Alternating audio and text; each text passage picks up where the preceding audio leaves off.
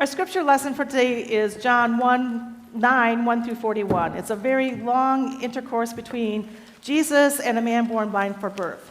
And because our scriptures are so long, we decided to do Reader's Theaters for these couple of weeks.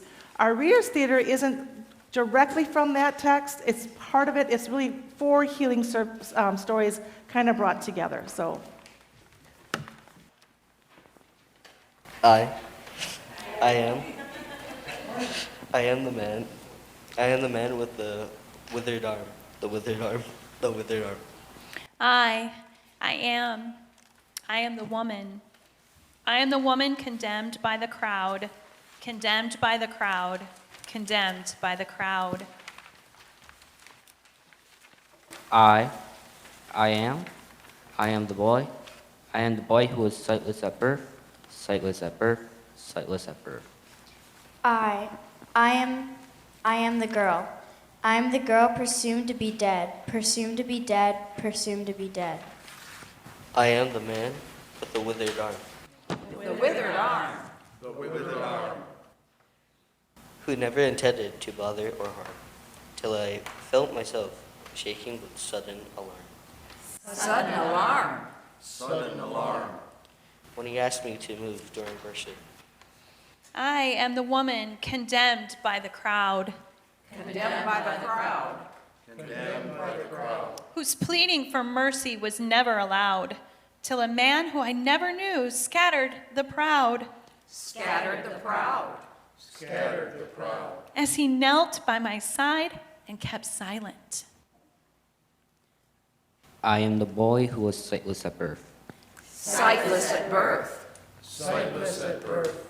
the butt of cruel jokes, as my stick scraped the earth till I silenced the noise of despicable mirth. Despicable mirth. Despicable mirth. When he opened my eyes at the roadside, I am the daughter presumed to be dead, Presumed to be dead. Presumed to be dead. who no one believed would get up from her bed till they heard the request, please make sure that she's fed. Make sure that she's fed. Make sure that she's fed. When he called me to wake from my slumber, I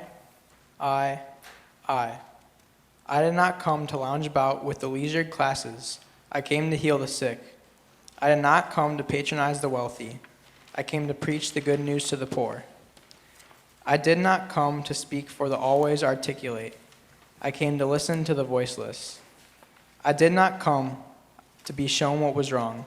I came to tell those who say, we see, that their clear vision is in fact blindness, and their clear thinking is undermined by ignorance. I did not come to speak words of peace. I came to make signs of peace, knowing that reconciliation God requires might cost me your friendship. I did not come to identify problems. I came to meet people. For people are always more important than their problems, as life is always greater than its failures.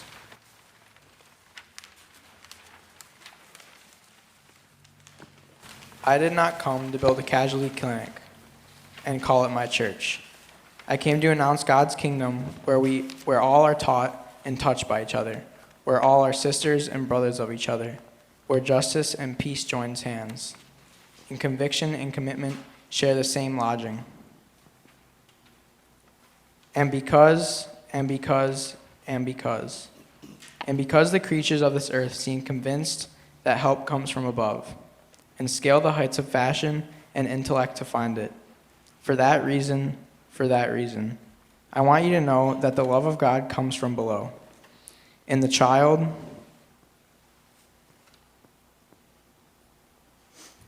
in the stranger, in the wounded, in the woman.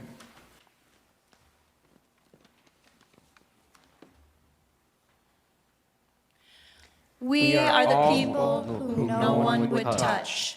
No one would touch. No one would touch. The poor of the world who were never loved much, till a voice from among us declared that of such. Of such. Of such. Of such is the kingdom of heaven.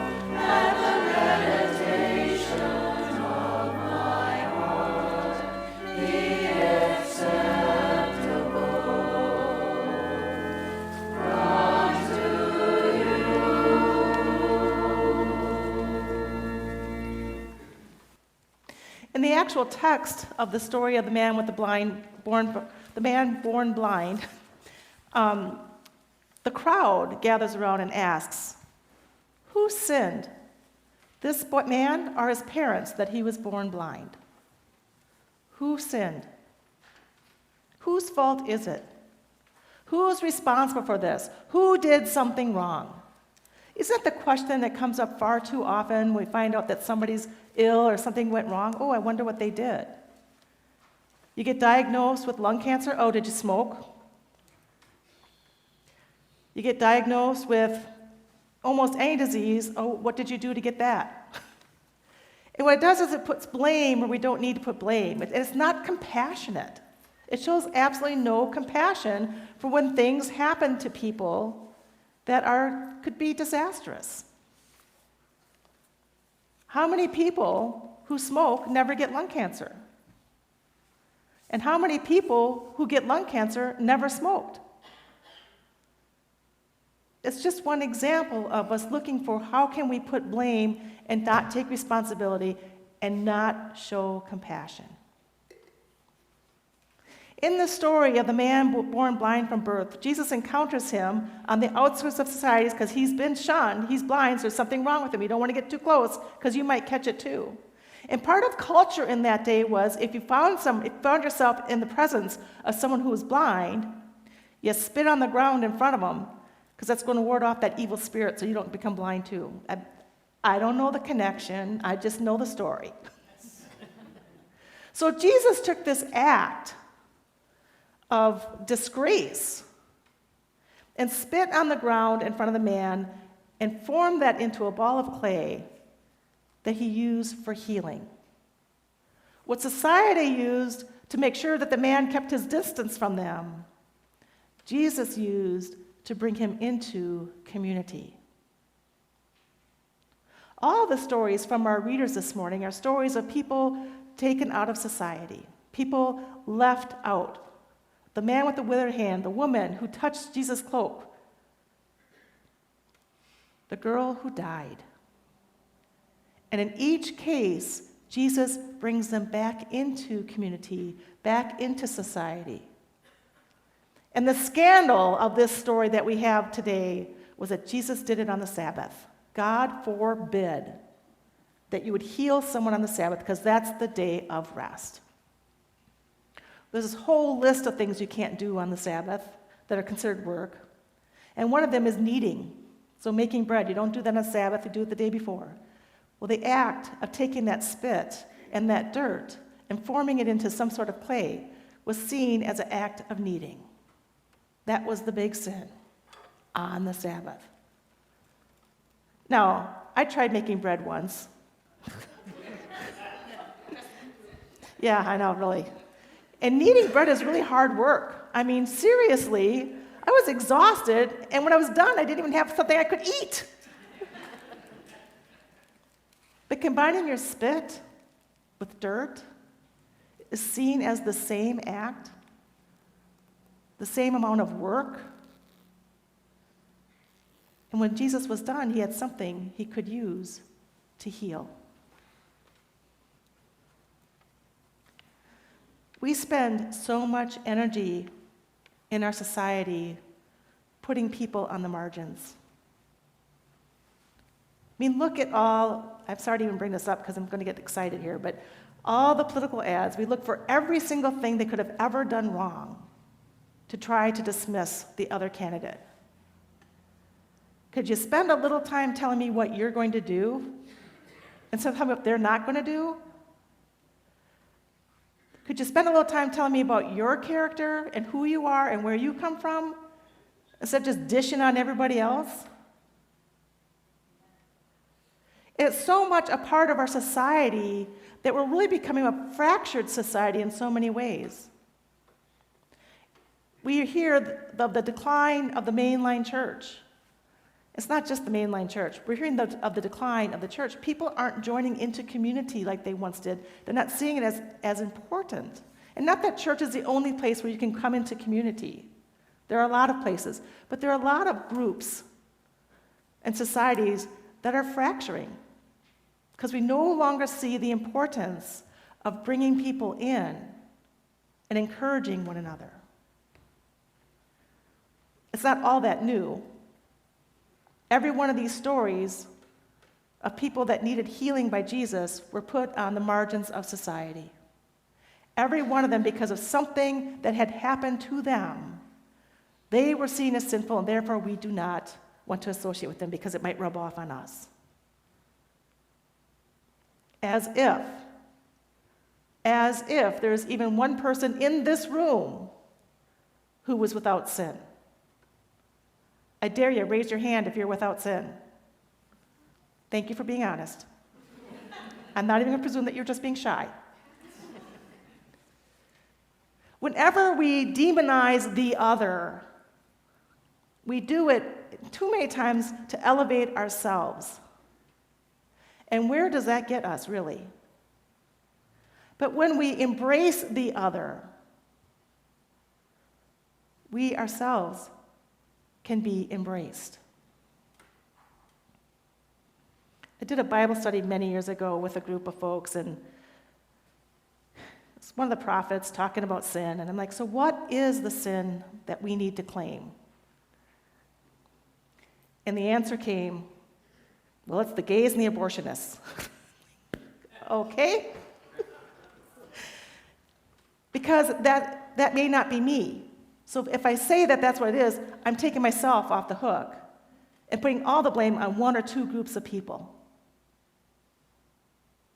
We need to learn how to look in the mirror and claim our own sin, not so we can beat ourselves up, so that we can see that we too want compassion from the grand healer, that we too want someone to embrace us in spite of all of our foibles, that we too are in need of community, and that so when we look in the eyes of someone else, instead of seeing everything that's wrong with them, we might see someone who needs compassion, someone who is in need of healing.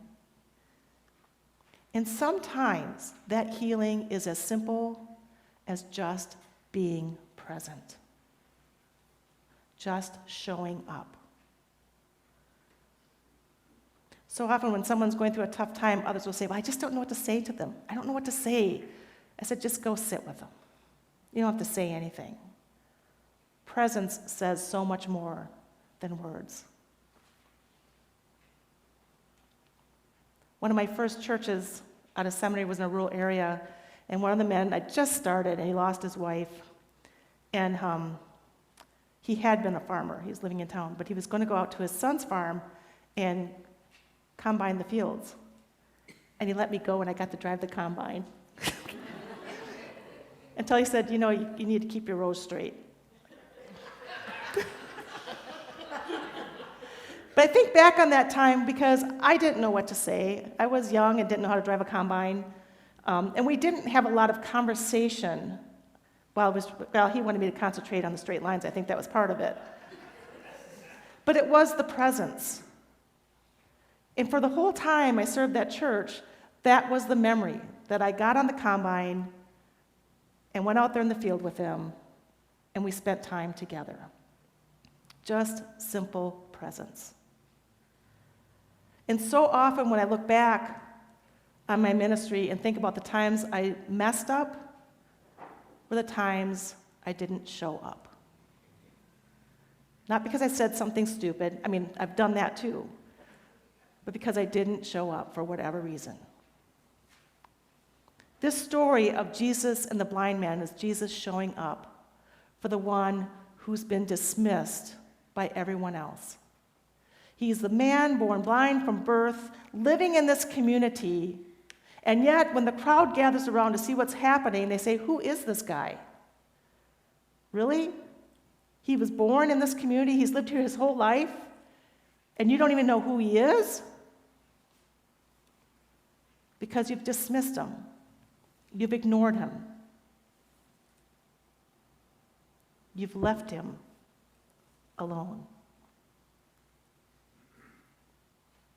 And that one, born blind from birth, that one healed and embraced by Jesus, that one becomes the messenger of God's love and hope to the rest of the community. He becomes a disciple.